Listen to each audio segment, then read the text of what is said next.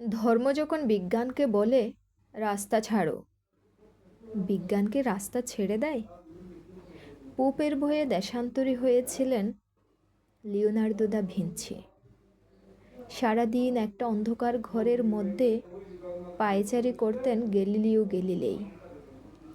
তাকে পাহারা দেবার জন্য বসে থাকত একজন ধর্মের পেয়াদা, যার চোখের পাতা বাতাসেও নড়ত না। বিজ্ঞান কি তখন থেমেছিল? তীর্থের পাণ্ডাদের হই হই, তাদের লাল চোখ কি পেরেছিল পৃথিবীকে বেঞ্চের উপর দাঁড় করিয়ে সূর্যকে তার চারদিকে উঠবোস করাতে? ধর্ম যতদিন দুঃখী মানুষকে বেঁচে থাকার সাহস দেয়, ততদিন রাস্তা নিয়ে কারো সঙ্গে ঝগড়া থাকে না। রাস্তা কারো একার নয়, বরং তাকেই একদিন রাস্তা ছাড়তে হয় যার স্পর্ধা আকাশ ছুঁয়ে যায়।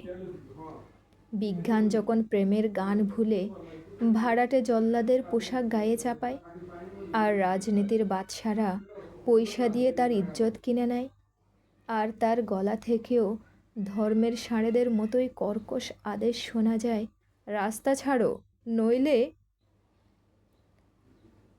পৃথিবীর কালো সাদা হলুদ মানুষের গান, তাদের স্বপ্ন এক মুহূর্ত সেই চিৎকার শুনে থমকে তাকায়।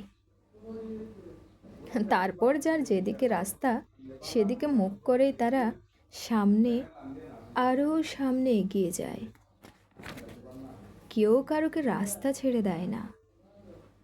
যতদিন এই পৃথিবীতে গান থাকে, গানের মানুষ থাকে, স্বপ্ন থাকে, কেউ কারোকে রাস্তা ছেড়ে দেয় না। রাস্তা কারো একার নয়।